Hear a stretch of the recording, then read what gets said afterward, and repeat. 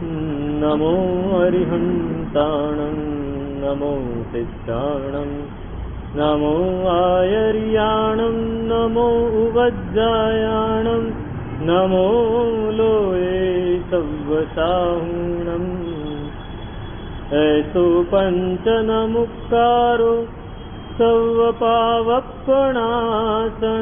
मङ्गलाणं च सव्वेशिं परमं हवै मङ्गलम् जय जगजीव जोणी वियाणो जगगुरु जगानन्दो जगणाहो जगबन्धो जय जगप्रिया महोभयवम् जय तुयाणं पभवो सिद्धयराणम् अपचिमो जय जय गुरुलोगाणं जय महप्पा महावीरो ओंकारं बिन्दुसंयुक्तं नित्यं ध्यायन्ति योगिना कामदं मोक्षदं चैव ओंकाराय नमो नमः अज्ञानतिमिरान्धानां ज्ञानाञ्जनशलाकया नेत्रमुन्मीलितं येन तस्मै श्रीगुरवे नमः अचिन्त्यचिन्तामणिकल्पशाखिने विशुद्धसद्ब्रह्मसमाधिशालिने दयार्णवायार्थितदायिने सतां नमो नमः श्रीगुरुने सूरये नमो नमः श्रीगुरुने सूरये नमो नमः श्रीगुरुने सूरये।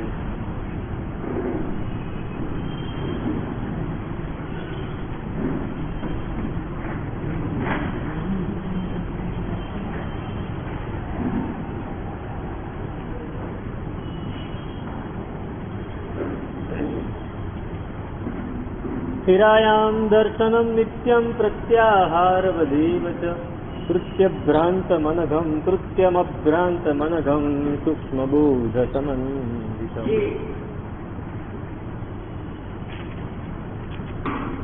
યોગ દ્રષ્ટિની વાતો ચાલે છે. ચાર દ્રષ્ટિ આપણી થઈ ગઈ. મિત્રા, તારા, બલા અને દીપરા, ચાર દ્રષ્ટિ થઈ ગઈ. એ ચાર દ્રષ્ટિ મિથ્યાત્વ ગુણસ્થાનકના જ ભાગ છે. મિત્રાથી મિથ્યાત્વ એ ગુણસ્થાનક તરીકે પ્રસ્થાપિત થાય છે. ત્યાં સુધી મિથ્યાત્વ હતું, ગુણસ્થાનક નહોતું. મિથ્યાત્વને વળી ગુણસ્થાનક કેવી રીતે હોય? મિથ્યાત્વ હોય અને ગુણસ્થાનક કેવી રીતે હોય? તો કે મિત્રા દૃષ્ટિ આવે તો મિથ્યાત્વમાં પણ ગુણસ્થાનક આવે. આપણે મિથ્યાત્વ એટલે એકદમ આમ તુચ્છ કરી નાખીએ, હા આ મિથ્યાત્વી છે. કોઈ વ્યક્તિને આપણે મિથ્યાત્વી કહેતા વાર નથી લગાડતા કે આ મિથ્યાત્વી છે. પણ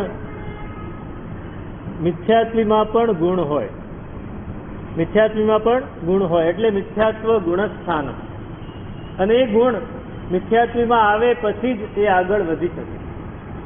જ્યાં સુધી ગુણ નથી આવતો ત્યાં સુધી એ અનાદિ મિથ્યાત્વી. અનાદ્ય વ્યક્ત મિથ્યાત્વ જીવે સ્ત્યેવ સદા પરમ. વ્યક્ત મિથ્યાત્વ જીવ પ્રાપ્તિર ગુણસ્થાન થયો છે. અનાદિ અવ્યક્ત મિથ્યાત્વ, બે મિથ્યાત્વના બે પ્રકાર પાડ્યા. એક અવ્યક્ત મિથ્યાત્વ છે જેમાં એને કાંઈ જ બોધ નથી, ફક્ત સંસારની જ વાસના છે, ફક્ત સંસારની જ ઈચ્છા છે, ફક્ત પૂતગલની જ એની ઈચ્છાઓ છે, વિષયોની આકાંક્ષાઓ છે, વિષયની અભિલાષાઓ છે, પણ બીજું કાંઈ નથી. ત્યારે અનાદિ અવ્યક્ત મિથ્યાત્વ. સતત રાગ દ્વેષ કર્યા કરવા, સતત કષાયો કર્યા કરવા, સતત આરંભ સમારંભ કર્યા કરવા, સતત બીજાને હેરાન કર્યા કરવા, આ અનાદિ અવ્યક્ત મિથ્યાત્વ. વ્યક્ત મિથ્યાત્વ ક્યાં આવે? તો કે સહેજ પણ એને દેવ ગુરુ અને ધર્મ, એ એને પોતે જેને દેવ ગુરુ ધર્મ માનતો એની વાત. આપણા દેવગુરુ ધર્મ એમ નહીં. પોતે જેને દેવગુરુ ધર્મ સહેજ પણ માને ત્યારથી એ મિથ્યાત્વ ગુણસ્થાનક છે. ગુણો આવે ને, દેવ પ્રત્યેની ભક્તિ આવી, ગુરુ પ્રત્યેનું સમર્પણ આવ્યું, ધર્મની નિષ્ઠા આવી. સહેજ પણ અત્યાર સુધી એને ધર્મ શબ્દ સાંભળ્યો જ નહોતો. હવે એ ધર્મ શબ્દ એને સાંભળ્યો. આને ધર્મ કહેવાય. તો એ વ્યક્ત મિથ્યાત્વ છે પણ વ્યક્ત છે. હવે પ્રગટ થઈ ગયું કે આને દેવગુરુ ધર્મ ગમે. નંદન સુરી મહારાજ તમે જોયા હશે કાંગરાપોળમાં. હા, એ નંદન સુરી મહારાજ નેમિત સુરી મહારાજના મુખ્ય જમણો હાથ ઉદયસુરી મહારાજ, ડાબો હાથ નંદનસુરી. એ નંદનસુરી મહારાજને કોઈએ પૂછ્યું કે સાહેબ, રસ્તે ચાલ્યા જતા હોય, રોડ છે, રોડના સાઈડ ઉપર એક ઝાડ છે, ઝાડ નીચે નાનકડી દેરી બનાવી છે, એક પથ્થર મૂક્યો છે, એની ઉપર સિંદૂર રેડ્યો છે, અને કોઈ માણસ ત્યાં આવીને એને પગે લાગે છે, એની પૂજા કરે છે, તો એ ધર્મી કહેવાય કે અધર્મી કહેવાય? શું કહેવાય? ધર્મી. એ ધર્મ કરે છે, ભલે એને કલ્પેલો ધર્મ છે, એને કલ્પેલો ધર્મ છે. એ કાલે આજે એ કરે છે તો કાલે કોઈક દેવના મંદિરે જશે ને પરમ દિવસે તીર્થંકરની પાસે જશે. એને ધર્મી જ કહેવાય, અધર્મી ના. આપણે શું કહીએ? આ અધર્મી છે, આ મિથ્યાત્વી છે. મિથ્યાત્વી તો આપણે છીએ. જે વસ્તુ જેવી છે એવી ન માનવી એ જ મિથ્યાત્વ છે. મિથ્યાત્વની મૂળ વ્યાખ્યા કઈ? મિથ્યાત્વ અને સમ્યક્ત્વ બંને જગ્યાએ પાછળ સ્વ પ્રત્યે લાગે, તો એ ભાવમાં લાગે. મિથ્યાત્વ એટલે મિથ્યા, આપણો ભાવ જયારે મિથ્યા થાય, ખોટો ભાવ થાય, એ મિથ્યાત્વ. જે વસ્તુ જેવી છે, જે પરિસ્થિતિ જેવી છે એવી ન સ્વીકારીએ અને આપણી કલ્પના પ્રમાણે એને જુદી કરી નાખીએ તો એ મિથ્યાત્વ. વિષય કશાયથી કર્મો બંધાય છે એ આપણને ખબર છે, છતાંય આપણે એ વિષય કશાયોમાં જ રચ્યા પચ્યા રહીએ તો એ મિથ્યાત્વ. મિથ્યાત્વ ત્યાં સુધી જાય. રચ્યા પચ્યા રહે ને, સમ્યકથી પણ કદાચ રચ્યો પચ્યો રહે, પણ એને પૂરેપૂરો અંદરથી અનુભવ થાય છે કે આ ખોટું છે, હું જે કરી રહ્યો છું એ ખોટું. આપણને અનુભવ થતો નથી. આપણને થાય છે અનુભવ વિષય કસાયમાં. જયારે આપણે અંદર ઊંડા ઉતરી જઈએ છીએ, કોઈની પર ગુસ્સો આવ્યો ને આપણે એમાં એવા થઈ ગયા કે આપણને કોઈ કે ગુસ્સો કરવો યોગ્ય નથી, તો એને બે પડી જાય, એને પણ બે પડી જાય. અરે ગુસ્સો કરવો એ યોગ્ય નથી, પણ અત્યારે તો કરવો જ પડે ને. ત્યાં એમ માનવું કે આ મને અટકાવે છે, મારો હિતે જ શું છે, તો અટકી જવું જોઈએ. આપણે અટકતા નથી, ટકી જઈએ છીએ. એટલે મિથ્યાત્વ. અને સમ્યક્ત્વ એટલે શું? જે સાચું છે, જે સારું છે, એને સાચા અને સારા તરીકે સ્વીકારવું અને અનુભવવું, એ સમ્યક્ત્વ છે. આ સામાન્ય વ્યાખ્યા. આપણે એને બહુ ગૂંચવી નાખી. કોઈ વ્યક્તિ સોમનાથના મંદિરમાં જાય તો આપણે શું કહીએ? તમને મિથ્યાત્વ લાગી ગયું. અરે ત્યાં સુધી આ રક્ષાબંધન વિશે રાખડી બાંધે તો કે મિથ્યાત્વ લાગી ગયું. એમ મિથ્યાત્વ નથી લાગી જતું. તમે કેમ સમ્યક્ત્વનું જયારે પચખાણ આપવામાં આવે ને ત્યારે એમાં ભાંગા આપે કે તમે તમારા કુળદેવની પૂજા કરો તો તમને સમ્યક્ત્વ જશે નહીં. હવે એ તો કુળદેવની પૂજા કરવાની વાત છે, પણ અહીંયા તો તમે પૂજા નથી કરતા, ખાલી સોમનાથના મંદિરમાં ગયા જ છો, તો જવા માત્રથી કઈ થોડી સમ્યક્ત્વ જતું રહે છે? નથી.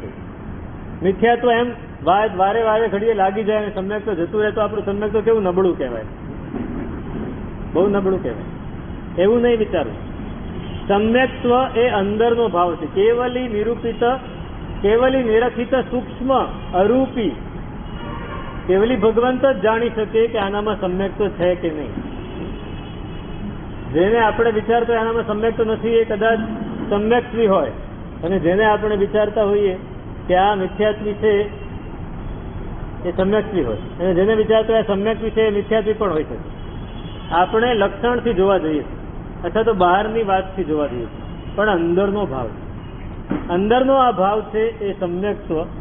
તો અહીં કહે છે કે મિથ્યાત્વ એ ગુણસ્થાન ક્યાંથી બને? મિત્રા દૃષ્ટિથી બને. મિત્રા દૃષ્ટિમાં આવ્યા એટલે તમે પુનર્બંધક અવસ્થામાં, કર્માવર્તમાં, હવે તમે મોક્ષ તરફ આગળ વધવાનું શરૂ કર્યું. મોક્ષ માર્ગ નજરે પડી ગયો. માર્ગ નજરે પડવો, માર્ગાભિમુખ થયો. પહેલા માર્ગાભિમુખ થાય, માર્ગ ખ્યાલ આવે, આ માર્ગ છે. કોઈ વ્યક્તિ ક્ષમા રાખવાનું નક્કી કરે, મારે ક્રોધ નથી કરવો, તો સમજવું કે આ માર્ગે આવ્યો. ક્રોધને ખોટો ગણે છે તો માર્ગે આવ્યો. પરિગ્રહને ખોટો ગણે છે તો સમજવું કે માર્ગે આવ્યો. ગુણો ઉપરથી નક્કી થાય, ગુણો ઉપરથી નક્કી થાય, આચરણ ઉપરથી નક્કી નથી થતું, એના ગુણો કેવા છે એની ઉપરથી નક્કી થાય. તો માર્ગાભિમુખ. બીજી દ્રષ્ટિ છે માર્ગ પતિત. પતિત એટલે પડી ગયો નહીં, માર્ગે પડ્યો, માર્ગે ચાલવાનું શરૂ કર્યું, રસ્તા ઉપર એને પગ મૂકી દીધો. આ છે માર્ગ પતિત. અને ત્રીજી દ્રષ્ટિ છે બલા દ્રષ્ટિ, એટલે માર્ગાનુસારી. હવે માર્ગમાંથી બહાર નહીં નીકળે, એ માર્ગ એને મળી ગયો.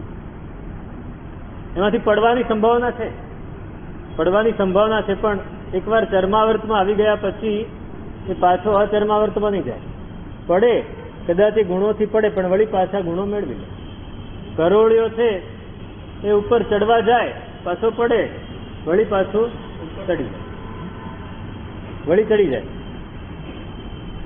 એક ગોકળ ગાય શિયાળામાં નીકળી, બરાબર મા મહિનો હતો ને, નીકળી અને ઝાડ ઉપર ચડવા માટે, એના ઘરમાંથી ઝાડ ઉપર ચડવા માટે. તો કોઈએ પૂછ્યું તું કેમ ઝાડ ઉપર ચડવા જાય છે અત્યારે આ શિયાળામાં? તારે ઝાડ ઉપર શું ચડવાનું કામ? તો કે આંબો છે ને એની પર કેરી આવશે ને, એ ખાવા માટે જાઉં. તો કે આંબા ઉપર કેરી તો છે, ચૈત્ર મહિને આવશે. તો કે ત્યાં સુધીમાં હું ચડી જઈશ, ત્યાં સુધીમાં હું ચડી જઈશ. ગોકળ ગાય છે ને, ધીમે ધીમે ચાલે. એમ મિત્રા દ્રષ્ટિમાં આવેલો જીવ છે એને કેરી ખાવા મળવાની જ છે, ભલે ચડતા એ પડી જાય. બલા દૃષ્ટિમાં આવ્યા, માર્ગાનુસારી થયા, અને પછી આવ્યા દીપરા દૃષ્ટિમાં. હવે માર્ગ ઉપર વ્યવસ્થિત ચાલવા માંડે છે, વ્યવસ્થિત ચાલે. પણ આ ચારેય દૃષ્ટિમાં પડવાની સંભાવના છે. કદાચ દીપરા દૃષ્ટિમાંથી બી પડે તો પાછું એને એકડે એકથી શરૂ કરવું પડે, પણ એને રસ્તો તો મળી જ જાય, રસ્તો મળી જાય. કોઈ માણસ ભૂલો પડ્યો હોય, જંગલમાં ભૂલો પડ્યો હોય, પણ એક કેડી યાદ હોય ને, તો એ કેડીએ પાછો ચડે તો પાછો એ રસ્તે ચડી જાય. પણ સાવ યાદ ન હોય તો તકલીફ પડે. એવી રીતે આ ચાર દ્રષ્ટિ વાળો જીવ છે, એને ખ્યાલ આવી ગયો છે કે હવે મારે મિથ્યાત્વ, મારું મોહનીય એ 70 કોડાકોડી ઉપર જવાનું નથી. એને એવો વ્યક્ત ખ્યાલ નથી, પણ આત્મામાં એવું પરિણામ થઈ ગયું. એટલે હવે એને માર્ગ તો ગમે ત્યારે મળી જ જવાનું છે, પડે તો. અને પછી આવે છે પાંચમી દ્રષ્ટિ, આજે એ સ્થિરા દ્રષ્ટિ છે. અત્યાર સુધી બધી દ્રષ્ટિઓ હતી અસ્થિર હતી, પડી શકાય એવું. આ પાંચમી દ્રષ્ટિ છે સ્થિરા દ્રષ્ટિ. સ્થિરા દ્રષ્ટિ છે એ સમ્યક્ત્વની પ્રાપ્તિ થાય ત્યારે આવે. સમ્યક્ત્વની પ્રાપ્તિ,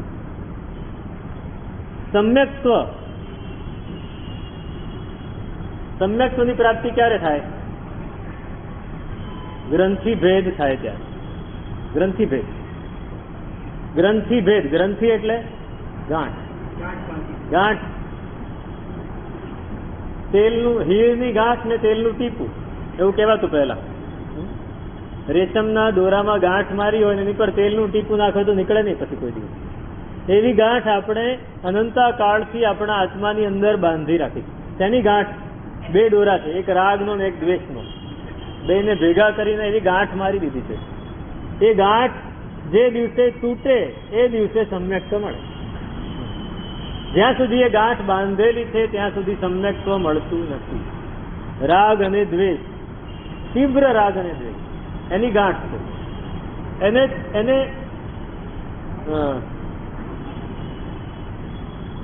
એને અપૂર્વકરણ એટલે પહેલા યથાપ્રવૃત્તકરણ.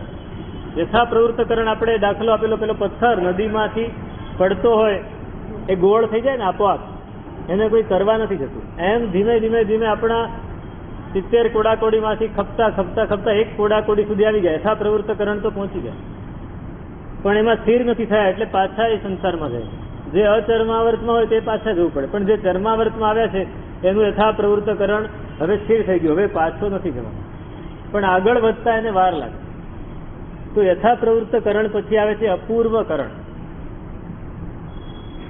અપૂર્વકરણ ગ્રંથિ ભેદ કરવાનો. હવે ત્યાં આગળ તો આવે છે, આમ રસ્તો છે, એ રસ્તા ઉપર આગળ તો વધે છે, વચ્ચે બરાબર પેલી નાખેલી છે વાડ, અને વાડની વચ્ચે એવી જગ્યા છે કે ત્યાંથી નીકળવું બહુ અઘરું છે, એ છે ગ્રંથિ ભેદ. કેટલાય લોકો, કેટલાય જીવો એ વાડ સુધી આવીને પાછા ફરે. યથા પ્રવૃત્તકરણ કરે ત્યાં સુધી, અભવ્યનો જીવ પણ યથા પ્રવૃત્તકરણ કરે ત્યાં સુધી આવી જાય અને પાછો ફરે. એ રાગ દ્વેષ ને મોહની જે ગાંઠ છે એને જોઈને પાછો ફરે. એટલે ત્યાં આવે, એનો અર્થ શું? ત્યાં આવે એટલે એનો રાગ દ્વેષ ઉદયમાં આવી જાય. ઉદયમાં આવે એટલે કર્મો પાછા બાંધે એટલે પાછો જાય. વળી આવે, વળી પાછો જાય. કોઈક જીવ એવો હોય, કોઈક જીવ પરાક્રમી હોય, કોઈક જીવ એકદમ શક્તિશાળી હોય, નક્કી કરે કે રાગ દ્વેષ તોડી જ નાખવા, રાગ દ્વેષ મારે તોડી નાખવા. આ ગાંઠ છે એના ભૂક્કા બોલાવી દેવા. હાથમાં પેલું મોગર લઈને આમ જોરથી એને ઝીકી દે. એ ગાંઠ ઉપર એ મોગરને બરાબર પછાડે છે. એ ગાંઠ છે ને તૂટે નહીં જલ્દી. પેલા વાંસનું લાકડું હોય ને એની અંદર ગાંઠ હોય, એ ગાંઠને પેલા સુથાર છે ને એક બાજુ મૂકી દે કાઢીને, એ કાંઈ કામ ના લાગે. એને છોલો તો છોલાય નહીં, કાપો તો કપાય નહીં.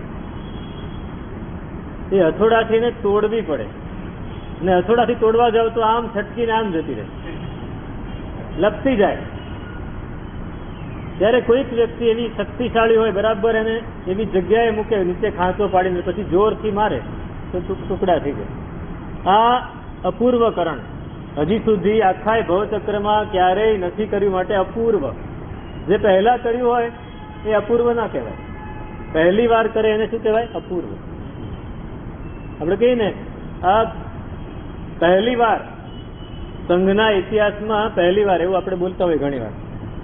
સાહેબ, સંઘના ઇતિહાસમાં આવું પહેલી વાર થયું કે આમ આટલા પૈસા ખર્ચાયા, અથવા આટલી પ્રભાવના થઈ, આટલું શાસન પ્રભાવના થઈ, એમ એ પહેલી વાર આ ગાંઠને તોડવાનો પ્રયત્ન કરે છે. ત્યારે ગ્રંથિ ભેદ થાય છે. જેવો ગ્રંથિ ભેદ થાય એવો એ રાગ દ્વેષની જે તીવ્ર પરિણતિ છે એમાંથી બહાર નીકળી અને સમતાની પરિણતિમાં સ્થિર થાય, એ છે સમ્યક.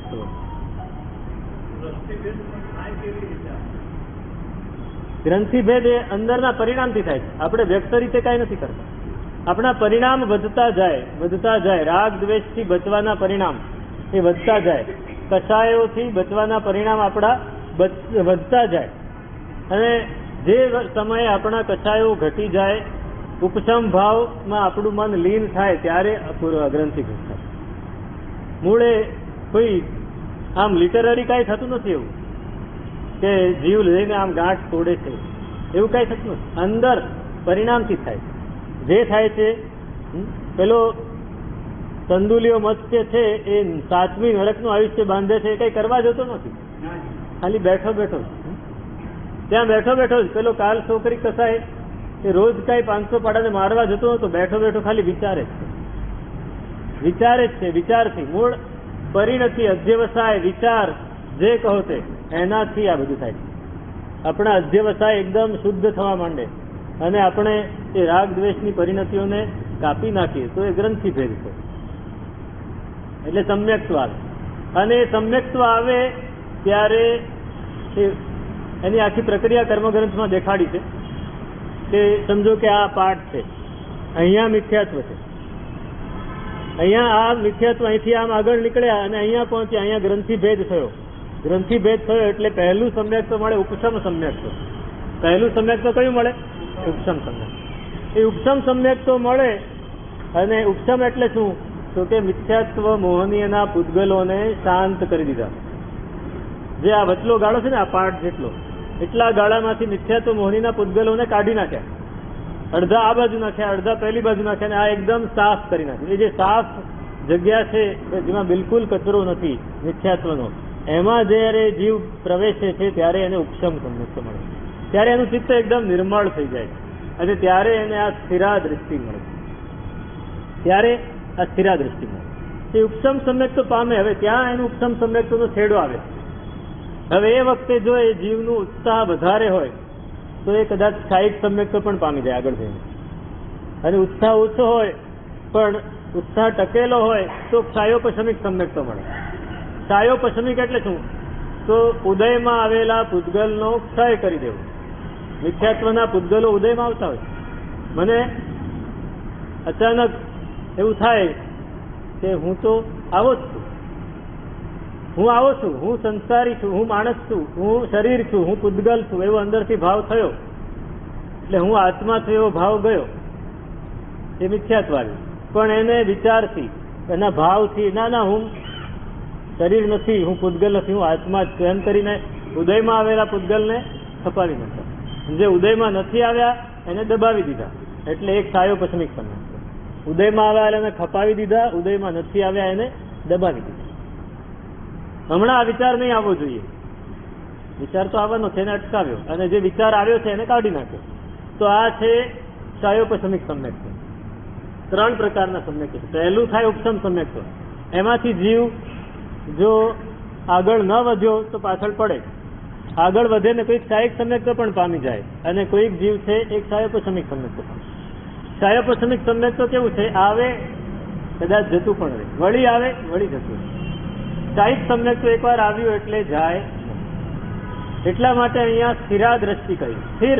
આ દ્રષ્ટિમાં આવ્યા પછી જીવ સ્થિર થઈ જાય. રત્નની પ્રભા, રત્નનો પ્રકાશ એ કાયમ માટે હોય ને. આજે છે ને કાલે નથી.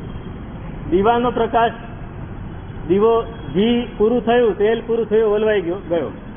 વળી તમે ઘીને તેલ નાખો તો શરૂ થાય.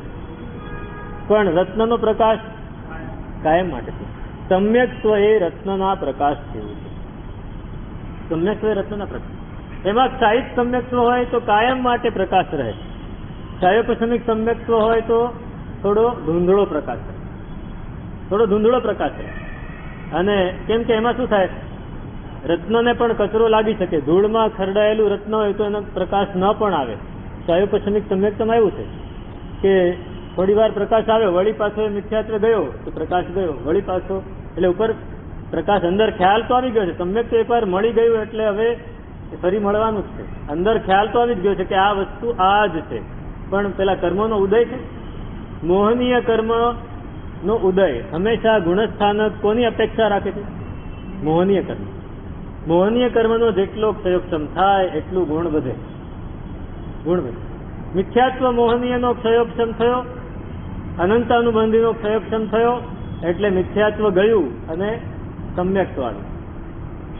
અપ્રત્યાખ્યાનીનો ક્ષયોક્ષમ થયો તો દેશવીરતિ આવી. પ્રત્યાખ્યાનીનો ક્ષયોક્ષમ થયો તો સર્વવીરતિ આવી. અને સંજ્વલનનો ક્ષયોક્ષમ થાય એટલે ધીમે ધીમે 7મે 8મે 9મે 10મે આગળ વધે.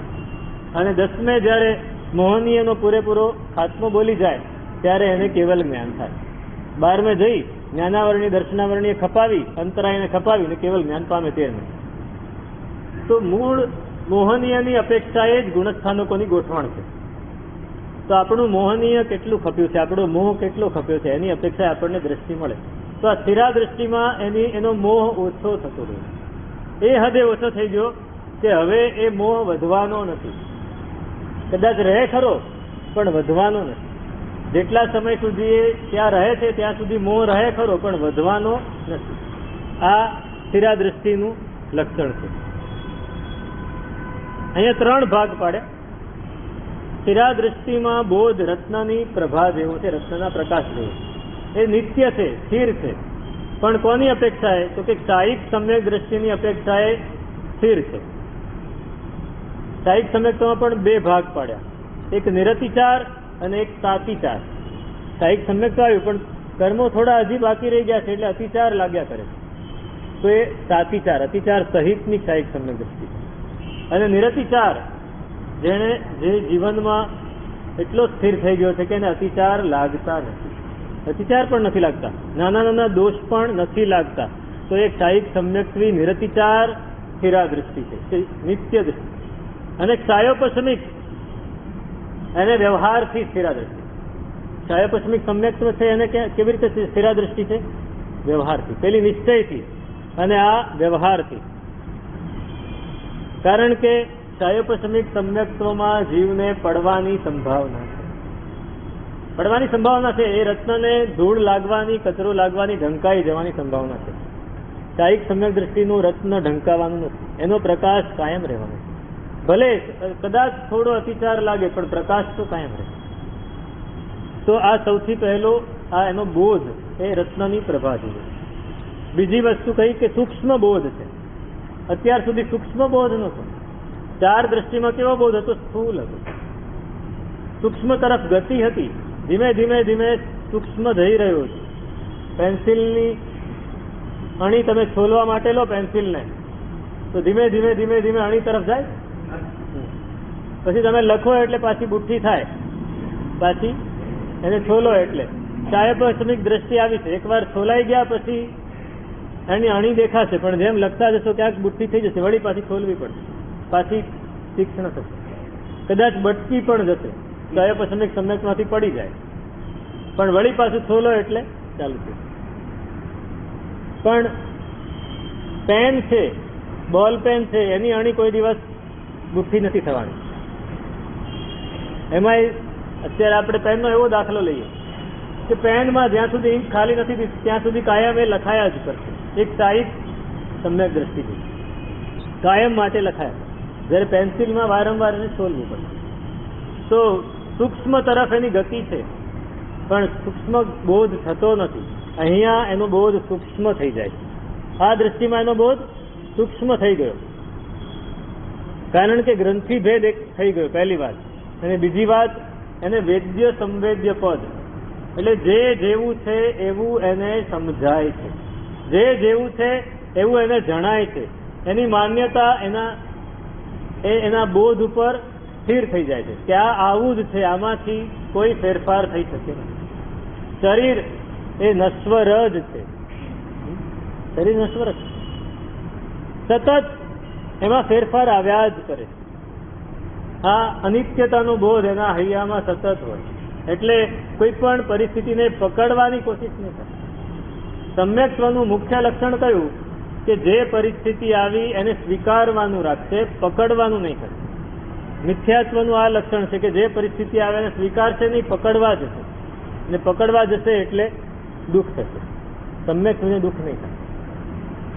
કાયિક સમ્યક દ્રષ્ટિ જીવ, એને ઉપમા આપી કે ગમે એટલું દુઃખ આવે એને કોઈ દિવસ તકલીફ નથી થતી.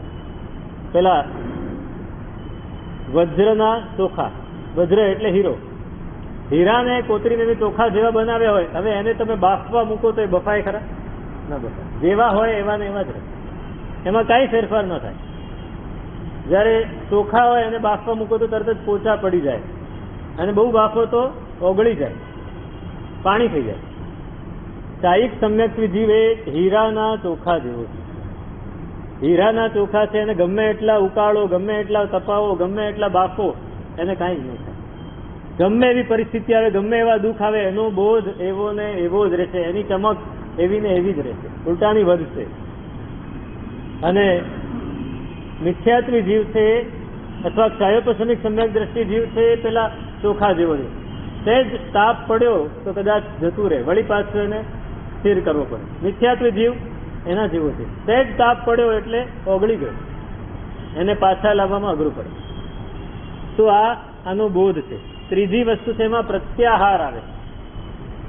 યોગનું પાંચમું અંગ કયું છે? પ્રત્યાહાર. યમ, પહેલું યમ વ્રત.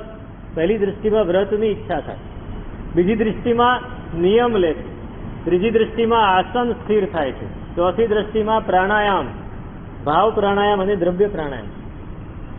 પણ પાંચમી દ્રષ્ટિમાં શું થાય છે? પ્રત્યાહાર. પ્રાણાયામ કરીને મનને સ્થિર કર્યું. ચોથી દ્રષ્ટિમાં પ્રાણાયામ કરીને મનને થોડું સ્થિર કર્યું. ઇન્દ્રિયો પોતાના વિષય તરફ જે દોડી રહી છે એને પાછી વાળવી. પ્રત્યાહાર એટલે શું? ઇન્દ્રિયો વિષય તરફ દોડે એને પાછી વાળવી, એને અટકાવવી, એનું નામ છે પ્રત્યાહાર. વિષય વિકારેન ઇન્દ્રિય જોડે તે ઇહા પ્રત્યાહારો રે કેવલ જ્યોતિ તે તત્વ પ્રકાશે શેષ ઉપાય અસારો. વિષય વિકારેન ઇન્દ્રિય જોડે, ઇન્દ્રિયો વિષય તરફ કાયમ દોડતી જ હોય. સહેજ આપણને કંઈક એવું જોવા મળ્યું ત્યાં આપણી આંખોને ગમે છે, જીભને ભાવે એવું છે, કાનથી સારું લાગે એવું છે, નાકથી સરસ સુગંધ થાય એવું છે, સ્પર્શમાં સારું લાગે એવું છે, એટલે મન એમાં જ દોડવાનું કે આ ક્યારે મળે, આ ક્યારે મળે, આ ક્યારે મળે. પેલા શેઠની વાત આપણે કરેલી, ઘેબર એને યાદ આવી ગયા એટલે ઘેબર ક્યારે મળે, ક્યારે મળે, ક્યારે મળે. આ ઇન્દ્રિયો વિષય તરફ દોડી એટલે મન એની પાછળ ને પાછળ. મૂળ તો મન જ છે અને મનની પાછળ આત્મા બેઠો છે, આત્મા મનને દોડાવે છે એ વિષય તરફ. હવે એ ઇન્દ્રિયોને વિષયમાંથી પાછી વાળવી, ઇન્દ્રિયોને વિષયમાંથી પાછી વાળવી. કાં તો ઇન્દ્રિયોને વિષય તરફ જવા જ ન દેવી, કાં તો ઇન્દ્રિયોને વિષય તરફ જવા ન દેવી અને જતી હોય તો પાછી વાળવી. આ પ્રત્યાહાર. પ્રત્યાહાર એટલે શું? તો અહીંયા એની વ્યાખ્યા કરી કે સ્વ વિષયા સંપ્રયોગે સ્વસિત્ત સ્વરૂપાનુકારી ચ ઇન્દ્રિયાણામ પ્રત્યાહાર. સ્વ વિષયા સંપ્રયોગે પોતાના વિષયનો યોગ થાય ત્યારે એ યોગ જાણે થયો જ નથી એ રીતે ઇન્દ્રિયોને પાછી વાળી અને પોતાની અંદર આત્મામાં સ્થિર કરવી, એનું નામ છે પ્રત્યાહાર. એના ઉપાયો દેખાડે કે મને રૂપ, સારું રૂપ જોવું બહુ જ ગમે છે આંખથી, સરસ શબ્દો, મધુર શબ્દો સાંભળવા બહુ જ ગમે છે કાનથી, સુગંધ લેવી ખૂબ ગમે છે નાકથી, સારા સ્વાદ કાયમ મેળવવા છે જીભથી અને સારા સ્પર્શો મેળવવા છે સ્પર્શ ચામડીથી. હવે મને પાંચેય ઇન્દ્રિયોમાં મારું મન આ રીતે સારું જોઈએ, સારું જોઈએ, સારું જોઈએ એટલે મન છે તે ભાગતું જશે ઇન્દ્રિયોની પાછળ ને પાછળ, ઇન્દ્રિયો વિષયની પાછળ ભાગશે. એ વખતે શું કરવાનું છે? એ પાંચેય વિષયો આપણી અંદર પણ પડેલા છે, આપણી અંદર પડેલા છે. એને અમુક ઉપાયથી અંદર વાળવું પડે. કેવી રીતે વળાય? તો અહીંયા દેખાડ્યું, અહીંયા સમજાવ્યું કે આંખ બંધ કરીને આજ્ઞાચક્ર ઉપર ચિત્તને કેન્દ્રિત કરો. ત્યાં તમને કયો રંગ દેખાય છે, કયું રૂપ દેખાય છે. તમે થોડા સ્થિર થશો ને, થોડીક પ્રેક્ટિસ કરશો સ્થિર થવાની એટલે અહીંયા જ રૂપો દેખાવા મળે. એવા અંદરથી અલગ અલગ અલગ જાતના રૂપ દેખાશે, એવા રંગ દેખાશે કે બહાર કાંઈ મન જશે જ નહીં. એમ થશે કે આ અહીંયા જે દેખાય છે બહાર કરતા તો કેટલું વધારે છે, કેટલું બધું વધારે છે, કેટલું વધારે છે. પેલો સોની હતો, નંદ સોની. પૂર્વજો, 7 પેઢીના પૂર્વજો ધન ભેગું કરીને ગયેલા અને એનો ધંધો પણ બહુ સારો ચાલે, એટલો સારો ચાલે કે એને બિલકુલ ધ્યાન ના આપે તો એ ચાલે, એના માણસો જ કામ કરે. હવે એને એટલું બધું ધન હતું પણ સ્ત્રીઓ તરફની આસક્તિ ઘણી, એટલે જે રૂપવતી કન્યાને જુએ એના પિતાને મોં માંગ્યું ધન આપીને પરણી લે. 500 ભેગી કરી હતી. કેટલી? 500 ભેગી, 500 સ્ત્રીઓને ભેગી કરી પણ તોય ધર્મ નહોતું. એક દિવસ એક કન્યાને જોઈ, એનું નામ હતું સુંદરી, અને જેવું નામ હતું એના કરતા હજારો ગણી એ સુંદર હતું. એને થયું કે પરણવું તો આને જ, આના સિવાય હવે દુનિયામાં કોઈ નહીં જોઈએ. જોઈએ એટલું ધન આપી, નહીં જમાનામાં આવું થતું. ધન એના પિતાને આપ્યું, એની સાથે પરણે. મોટું ઘર હતું, પિતાએ પણ પરણાવી દીધું. હવે એ એના સિવાય બીજી 500 ને જોતો નથી, કોઈને જોતો નથી. આખો દિવસ એની સાથે ને સાથે જ, દુકાન નહીં, ધંધો નહીં, ઘરમાં નહીં, કાંઈ જ નહીં. એના મિત્ર એક શ્રાવક. હવે આનું મન હંમેશા પેલીમાં જ રહે એટલે સુંદરી, એનું નામ પડી ગયું સુંદરી નંદ. એનું નામ હતું નંદ પણ નામ શું પડી ગયું? સુંદરી નંદ. આખો દિવસ એની પાછળ ને પાછળ રહે, એની સાથે ને સાથે રહે, એની જ સાર સંભાળ કર્યા કરે એટલે સુંદરી નંદ નામ પડી ગયું. એનો મિત્ર શ્રાવક હતો, એ એને સમજાવે, ભાઈ આખો દિવસ આમ ન કરાય, કંઈક ધર્મ કર, કંઈક સમાજમાં ધ્યાન આપ, કંઈક તારા ઘરમાં ધ્યાન આપ, દુકાન ધંધામાં ધ્યાન આપ, અને ધર્મ તો કર થોડું. નહીં, બસ મને ધર્મનું ફળ જે મળવાનું તે મળી ગયું. ધર્મનું ફળ આ સુખ મળી ગયું. હવે મારે ધર્મ શા માટે કરવાનો? હવે વધારે પુણ્યની જરૂર નથી. ઘણું સમજાવ્યું, નહીં માન્યો. નહીં માન્યો. દીન ક્રૂર અને ધર્મ વિહોણા દેખી દિલમાં દર્દ રહે. કરુણા થઈ એને, પણ કરે ઉપેક્ષા. માર્ગ ભૂલેલા જીવન પથિકને માર્ગ ચીંધવા ઉભો. એને માર્ગ ચીંધવા માટે એને બહુ સમજાવે, નહીં માન્યો. કરે ઉપેક્ષા એ માર્ગની તોય સમતા સમતા રાખી. નહીં, કઈ વાંધો નહીં. પોતે પોતાનું કામ કરે છે. એને વ્રત લીધા, દેશવૃત્તિ લીધી, દેશવૃત્તિમાંથી સર્વવૃત્તિ દીક્ષા લીધી, સરસ પાળી અને દેવલોકમાં દેવ છે. 12મા દેવલોકમાં દેવ છે. 12મા દેવલોકમાં હતો ને. ઉત્કૃષ્ટ શ્રાવકની પરિણતિ 12મા દેવલોક સુધી લઈ જાય. ત્યાં એને અવધિ જ્ઞાનથી જોયું કે મારો આ મિત્ર એ સંસારમાં દુર્ગતિમાં જશે, આ ખોટા માર્ગે છે. તરત જ પાછો આવ્યો. એ દેવોને એટલી છૂટ હોય કે તરત પાછા આવી શકે. નીચેના દેવોને એટલી છૂટ ન હોય. એટલે આપણે કહીએ ને કે દેવો કેમ આવતા નથી, એને છૂટ ન હોય. એને ઘણા કાર્યો હોય. આ દેવ તરત જ નીચે આવ્યો પાછો એને સમજાવવા માટે. ઘણો સમજાવ્યો તો દેવ છે. દેવ થઈને સમજાવે છે, ઘણી રીતે સમજાવે, પણ માનતો નથી. નહીં, આ એક જ તો કે એક કામ કર. એને બીજું રૂપ લીધું, પોતાની સાથે એને લીધું. ચાલ મારી સાથે, તું મને ઓળખે છે? તો કે તમે બહુ મોટા માણસ. અરે તારો મિત્ર છું પૂર્વ ભવનો. યાદ કરાવ્યું, જૂનું રૂપ દેખાડ્યું. છે શું પણ તમે કેમ આવ્યા? તો કે હું દેવ બન્યો છું, તને પ્રતિબોધ કરવા માટે આપ્યું છું. તારે સાચું સુખ જોઈતું હોય તો ધર્મ કર. મને સાચું સુખ મળી જ ગયું છે. એક જ વાત, એક જ. કઈ નહીં, ચાલ તું મારી સાથે દર્શન કરવા માટે ચાલ. ક્યાં? તો કે મેરુ પર્વત ઉપર લઈ જાઉં. પણ આના વગર હું એક ક્ષણ પણ રહી ન શકું. અરે ભાઈ, એને કાંઈ નહીં થાય, હું દેવ છું ને, હું ધ્યાન રાખીશ. બસ તું મારી સાથે ચાલ. અને એને લઈને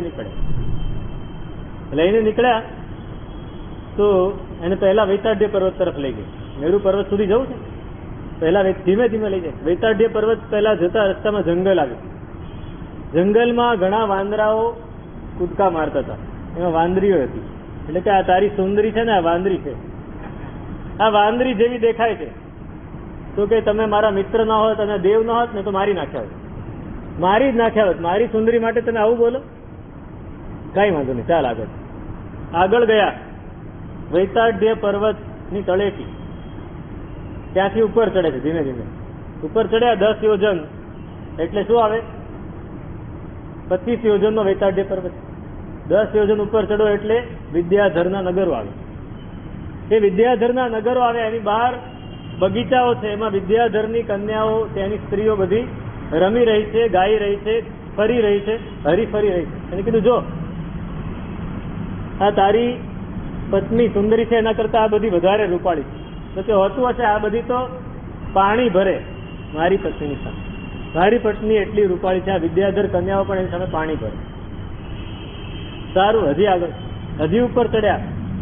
વૈતાઢ્ય પર્વત ઉપર પહોંચ્યા તો ત્યાં બધા ગંધર્વો, કિન્નરો, વ્યંતર દેવો રહે, તિર્યક જૃંભક દેવો રહે. એની દેવીઓ હતી.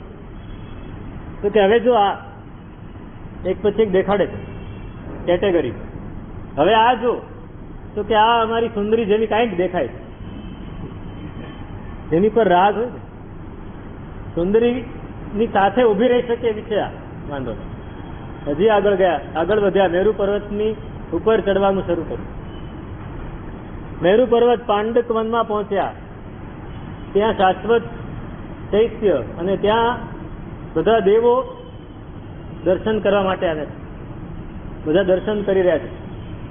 એમાં વૈમાનિક દેવો પણ હતા. એ વૈમાનિક દેવોની દેવીઓ પણ સાથે હતી, અપ્સરાઓ હતી. એને દેખાડી, જો હવે આ જો, આ કેવી લાગે છે? જોતો રહી ગયો, આભો બની ગયો કે આની સામે તો મારી સુંદરી એ વાંદરી જેવી જ લાગે. આની સામે તો વાંદરી જેવી. અરે પણ હવે શું કરવું છે? તો કે આને મેળવ્યું. વાત તો એક જ મગજમાં ચાલે. અરે આ ભાઈ, એને મેળવીશ ને તો એ નથી ટકવાની, તારી સુંદરી તો નથી જ ટકવાની, તું આટલો બધો આસક્ત કેમ થાય છે? એટલું શીખવાડવા તને અહીં લઈ આવ્યો. તું ઇન્દ્રિયોના વિષયમાં જે આસક્ત થાય છે એનાથી તને બાછો કાઢવા. કે પેલી વાંદરી હતી ને, એ નથી ટકવાની, તારી સુંદરીએ નથી ટકવાની, વિદ્યાધરની સ્ત્રીએ નથી ટકવાની, કિન્નર અને ગંધર્વની સ્ત્રીએ નથી ટકવાની, અને આ વૈમાનિક દેવી પણ નથી ટકવાની. કોઈ દેવી, એનું રૂપ શાશ્વત નથી, એ પોતે શાશ્વત નથી. તું ક્યાં સુધી એની પાછળ આસક્ત થઈને પડી? કઈક ધર્મ કર. આ બધું તો મળશે અને જતું રહેશે, પણ ધર્મ હંમેશા સાથે રહેશે. એને સમજાવ્યો, ઇન્દ્રિયોના વિષયમાંથી પાછો વાળ્યો. જે વસ્તુ આપણને મળી છે એના કરતા થોડી ઉત્કૃષ્ટ મળે તો નીચેની વસ્તુ પર આપણો રાગ ઘટી જાય. એમ પ્રત્યાહાર કરીએ, ઇન્દ્રિયોના વિષયો જે અંદર પડેલા છે એના પ્રત્યે આપણે ધ્યાન આપીએ ને તો બહારના વિષયોનું આકર્ષણ ઘટી જાય. આ છે પ્રત્યાહાર. આ પ્રત્યાહારની એક વ્યાખ્યા થઈ. એ બીજી વ્યાખ્યા પણ કરે છે કે વિષય વિકારે ને ઇન્દ્રિય જોડે. વિષય સામે આવ્યો, એની સાથે ઇન્દ્રિયને જોડવી જ નથી. સામે કોઈ સરસ રૂપ આવ્યું પણ મારે જોવું જ નથી, એની સામે નજર નાખવી જ નથી. ભખરમ તીવ દક્ષુણમ દિઠ્ઠીમ પડી સમાહરે. સામે રૂપ આવ્યું પણ સૂર્ય સામે નજર નાખો તો ટકે ખરી નજર? પાછી નીચે વાળી દેવી પડે. એમ નજર આપણી નીચે વળી જાય. આ પ્રત્યાહાર. હવે ઘણી વાર એવું બને કે જોવું જ પડે સામે, ત્યારે શું કરવાનું? તો કે એમાં રાગ દ્વેષ નહીં કરવાનો. કાં તો ઇન્દ્રિયને વિષય સાથે જોડવાની જ નહીં, પણ ઇન્દ્રિય વિષય સાથે જોડાય તો એમાં રાગ દ્વેષ નથી. આ બહુ સરસ છે અથવા આ બહુ ખરાબ છે, આ સારું છે, આ નથી ગમતું, આ ગમે છે, ગમો અણગમો, રુચિ અરુચિ, રતિ અરતિ નથી કરવું. આ ટાળી શકીએ તો પ્રત્યાહાર. અને એ પ્રત્યાહારથી થાય શું? ખૂબ સરસ દાખલો આપ્યો કે અકબરે જાહેર કર્યું, વાત નીકળી મૂળ દરબારમાં કે પશુઓને ગમે એટલું ખવડાવો ને તો એ મોઢું નાખે નાખે ને નાખે. પશુ બકરી છે ને તમે ઘાસ આપો, જેટલી વાર આપો એટલી વાર નાખે. ઊંટ મૂકે આકડો ને બકરી મૂકે કાંકરો, અને કાંકરો ન ખાય, બાકી જે વસ્તુ આપે એવું મોઢું નાખે. એટલે બકરીને કોઈ દિવસ તમે અટકાવી ન શકો ખાવાથી. એને તમે હમણાં પેટ ભરીને ખવડાવો, પાછું નાખો તો એ મોઢું મૂકે, એ મોઢું નાખે જ. એમાં બિરબલ કે એવું ના થાય, બિરબલ કે એ ના થાય. બકરી પણ આપણે એને અટકાવી શકીએ ખાતા, તો કે બને જ નહીં ને, તો કે હું બનાવીને દેખાડું. આપણને ખબર છે એને શું કર્યું? એને ઘાસ ધરે, જેવું ઘાસ ખાવા જાય એક દંડો પડે. જેટલી વાર ઘાસ મૂકે એટલી વાર દંડો પડે. ઘાસમાં મોઢું નાખવા જાય દંડો પડે, ઘાસમાં મોઢું નાખવા જાય દંડો પડે. આદત પડી. બકરીને શેની આદત પડી? દંડો ખાવાની. એટલે હવે એ ઘાસમાં મોઢું નહીં નાખે. ઘાસ હોય ને બાજુમાં દંડો પણ પડ્યો હોય તો એ ઘાસમાં મોઢું નહીં નાખે. મહિનો પૂરો થયો, શરત મહિનાની હતી, મહિનો પૂરો થયો, દરબારમાં બકરીને લઈને આવ્યા બિરબલભાઈ, અને રાજાને કીધું બાદશાહને ઘાસ આપો એને. લીલુંછમ એકદમ તાજો રજકો લાવીને એની સામે મૂક્યો. વલભલી બકરી લલચાઈ ગઈ, પણ આ બકરી નથી લલચાતી. બિરબલ બાજુમાં જ લાકડી લઈને ઉભો છે. હવે મારવાની નથી, હવે બકરીને લાકડી મારવાની નથી, પણ લાકડી જોઈને જ મોઢું નહીં નાખે, કે મોઢું નાખ્યા ભેગી લાકડી પડશે. આ પ્રત્યાહાર છે. ઇન્દ્રિયો વિષયમાં જાય છે એને દંડાથી મારવાની. કેમ કે ઇન્દ્રિયને ગમે એટલા વિષયના ભોગ કર્યા, પણ જેવો વિષય આવ્યો પાછી ઇન્દ્રિય જવાની જવાની ને જવાની, એ ત્યાંથી પાછી નથી કરવાની. પણ એને દંડો પડે પ્રત્યાહારનો, એને અટકાવવી પડે. નથી ભાઈ, આ નથી કરવાનું, નથી. તમે એક વાર ના પાડશો તો નહીં માને, 10 વાર ના પાડશો તોય નહીં માને, 100 વાર ના પાડવી પડે. નાનું બાળક છે એ તોફાન કરતું, એને એક વાર ના પાડો તો નહીં માને, 10 વાર ના પાડશો ને તોય નહીં માને, પણ એને 100 વાર વારંવાર કહેશો ને તો એ માનશે. સિવાય કે એ ઉદ્ધત થઈ જાય અને તમે 100 વાર કહો તો હવે નહીં, હવે તમારે કાંઈ નહીં કહેવાનું, એ કે વાત અલગ. પણ આપણી ઇન્દ્રિયો છે એને વારંવાર સમજાવવું પડશે, વારંવાર કહેવું પડશે, ના નથી જવાનું, આમાં નથી જવાનું, આમાં નથી જવાનું. આ પ્રત્યાહાર એ ક્યાં આવે છે? આ દૃષ્ટિમાં આવે છે. આ દૃષ્ટિ હોય તો ઇન્દ્રિયો, કેમ કે એને ખ્યાલ આવી ગયો છે, ખબર પડી ગઈ, જ્ઞાન મળી ગયું, બોધ મળી ગયો કે વિષય અને કષાયો આત્મા માટે અનિષ્ટ છે. ગમે એટલા સારા વિષયો હોય તો પણ અનિષ્ટ છે, ગમે એવા કષાય આપણે પ્રશસ્ત માનતા હોઈએ તો પણ અનિષ્ટ છે. બોધ થઈ ગયો ને, જ્ઞાન થઈ ગયું, એ જ્ઞાનને અનુસારે હજી ક્રિયા કરવામાં થોડી તકલીફ પડે, પણ પ્રત્યાહારથી એ ક્રિયા પણ થવા માંડે. નહીતર વિષય કષાયનો ભોગ એટલો બધો ગમતો હોય કે આગળની 4 દ્રષ્ટિમાં બોધ સારો હોય પણ વિષય ને કષાય આવે એટલે એમાં જતું રહેવાનું, આમાં નહીં જાય. આ પ્રત્યાહાર. અને ચોથી વાત કે આમાં ભ્રાંતિ દોષ, પહેલામાં ખેદ દોષ ગયો, બીજામાં ઉદ્વેગ ગયો, ત્રીજામાં ક્ષેપ વિક્ષેપ ગયો, ચોથામાં ઉત્થાન ગયું, હવે પાંચમામાં ભ્રાંતિ જતી રહે. ક્રિયામાં આપણને ભ્રમ થાય ને, વાંદણા દીધા કે ના દીધા, જે ક્રમ છે, તમે ચૈત્ય વંદન કર્યું, 4 નું દેવવંદન કર્યું, પ્રતિક્રમણ ઠાવ્યું, કરેમી ભંતે બોલ્યા, પછી અચાનક યાદ આવે પ્રતિક્રમણ ઠાવ્યું કે નહીં? કેમ? મન બીજે ભમતું, ભમવું, ભ્રાંતિ, ભ્રમ, ભમવું, ભ્રમ એટલે ભમવું. મન બીજે ભમતું હોય તો અહીંયા આપણને શંકા પડે, ભ્રાંતિ એટલે શંકા. મને શંકા પડી, મેં કર્યું કે નહીં, ફરીથી કરો, આ ભ્રાંતિ. ક્રમમાં કાં તો ભૂલી ગયા અને આગળ નીકળી ગયા. વંદિતું પૂરું થયું, 2 વાંદણા દીધા, અભૂત થયો કર્યો, વળી 2 વાંદણા દીધા, પછી યાદ આવે પહેલી વાર 2 વાંદણા દીધા કે નહીં, દીધા કે નહીં, 4 ખમાસમણા દીધા કે નહીં. કેમ આવું કેમ થાય છે?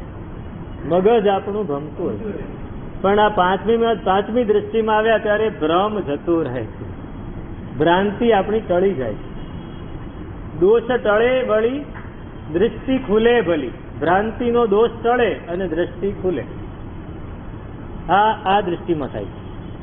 તો ક્રિયા કર્યું કે ના કર્યું એવી શંકા પડે, કર્યું છે તો ક્રમસર કર્યું કે આગળ પાછળ કરી નાખ્યું એવી શંકા પડે, મન ગમે ત્યાં ભમતું રહે, આ બધાને લીધે ભ્રાંતિ દોષ થાય, તેમાંથી અહીંયા બચવાનું થાય છે.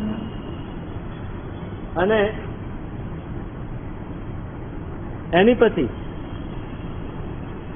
આ દ્રષ્ટિમાં અતિચાર નથી લાગતું, નિરતિચાર. શાયિક સમ્યક્ત્વ હોય તો મોટા ભાગે અતિચાર લાગતો નથી.